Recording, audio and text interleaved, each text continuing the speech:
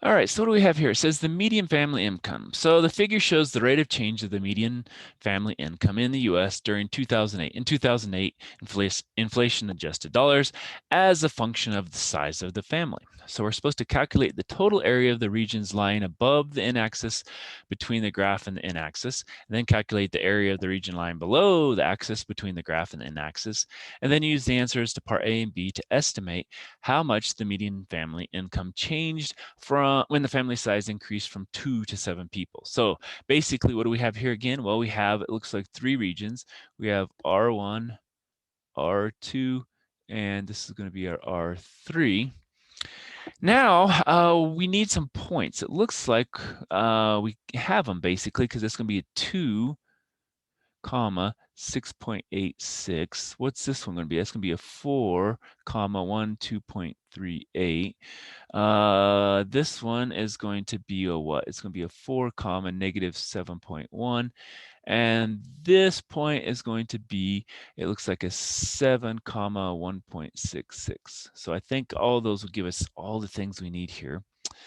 Now, region 1. And again, I'm just going to put all the regions together, and then we can calculate the area above and below after that. So region 1. Well, what is that? Well, this is called a trapezoid.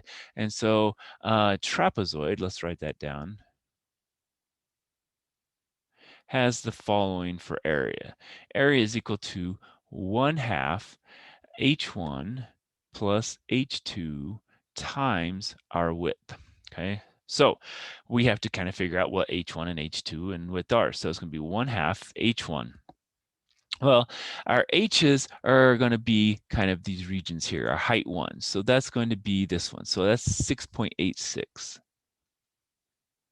And then plus our h2, well, that's going from here to here. So that's 12.38.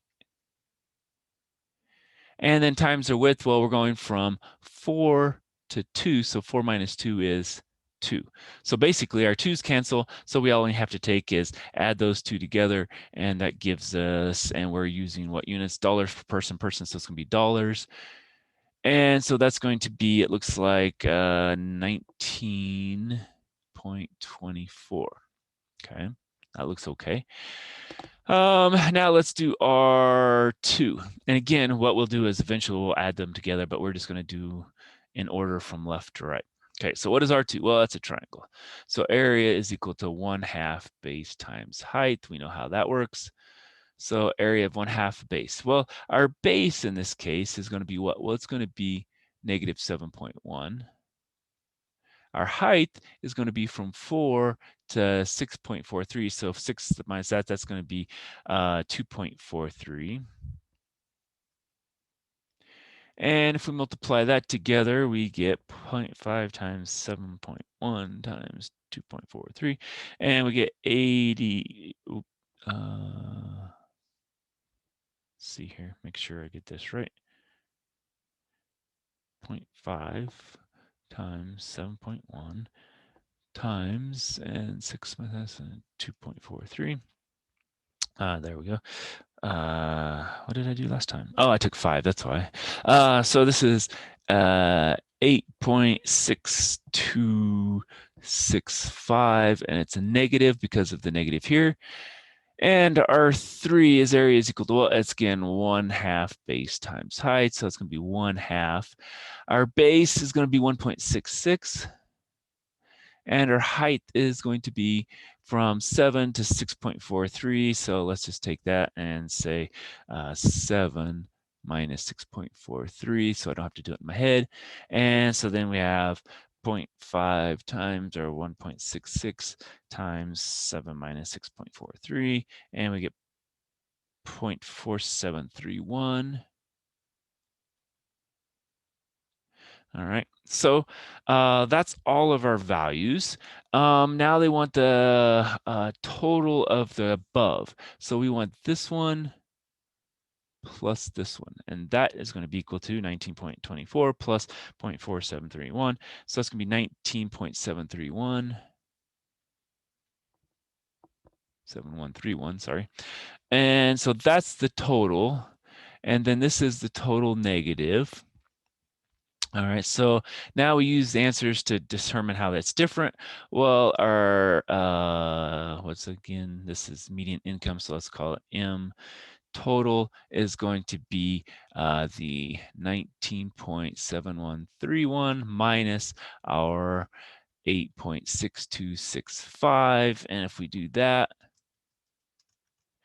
I think we get a positive 11.0866. Okay. And remember, this is a negative, so this isn't really the area. This is the kind of the area of the median adjusted income, but the area actually is going to be a positive, and the area is going to be 8.6265. And so that's the actual area we're looking for. But when we do our subtraction, it's going to be this minus that area. So the total area positive minus the total area of the negative gives us our area here. All right, so what do we have now? It looks like we have to interpret the answer. So the median family income in the US increased, because it's positive, by 11.09. So let's call that approximately 11.09, when the family size increased from 2 to 7 people. So let's write that over here. So the median family income increased by, we said 11.09, when the family size increased from 2 to 7 people. Okay, and so that's what we get there. So again, remember, areas are always positive, but because we have that negative going down, that is actually kind of our, quote, median going down, but the area itself is positive. And so then what we do is we take the positive areas, subtract them to get that tied in, and then we get that 11.09 is how much the median family income increased when our family size increased from 2 to 7 people. All right. Let's do one last problem here. All right, so this one says the figure shows the rate of change of cost for an orchard in Florida at various production levels during grapefruit season. Use the graph of C prime to complete the statements about C. Write in A if the statement cannot be completed using the information provided. All right, so cost is increasing when grapefruit production is between what and what? Well, if cost is increasing, so that means it has to be up here. So remember, this is going to be increasing, and down here is going to be decreasing. So if it's increasing, it's between 50 and 150. Okay, that wasn't too bad. So what the next one? The cost to produce 100 cartons of grapefruits is, well, 100 grapefruits, well, we need that cost function over here. We don't have that though. So not enough information. So what we have to say is NA, and we can, if we want, we can say not enough information. Okay, because we don't know how that works. Now, the cost is lower than nearby cost at a production level of blank cartons. All right, so what does that one ask for? Well, it's basically going to be relative min when our C prime graph, this one here, crosses our x-axis. We have two places where it does that while it's increasing. Okay, so while it's increasing, so it's increasing and it crosses the x-axis basically at what, 50. Okay, so what we can say is for part C, it's a relative min when our C prime graph crosses our x-axis, or whatever we want to do, the n-axis while increasing. Okay, so remember, this is the min, and when we're going down, that's going to give us a max. Okay, and that was, again, kind of one of those first few slides we looked at earlier. So it's higher than nearby cost at a production level of what? Well, in that case, that means it's higher, so it has to be a max. Well, it's a max when it crosses from positive to negative. Well, that's at this one, which is 150.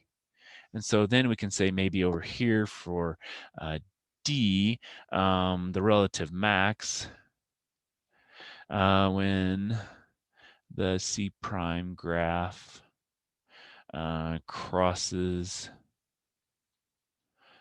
the n axis while decreasing. Okay, that looks good. Now the cost is increasing most rapidly when how many cartons are produced? Well, that's going to be when our C prime is max. And where's it max? Well, it's right here at 100. So E is when C prime is max. Okay. Now, the units of measure of the area of the region between the graph of the rate of change of cost and the production level axis between the production levels of 100 or 50 and 150 cartons is what? Well, that's when we take this times this. So if we take dollars, this is going to be F, dollars per carton, oops,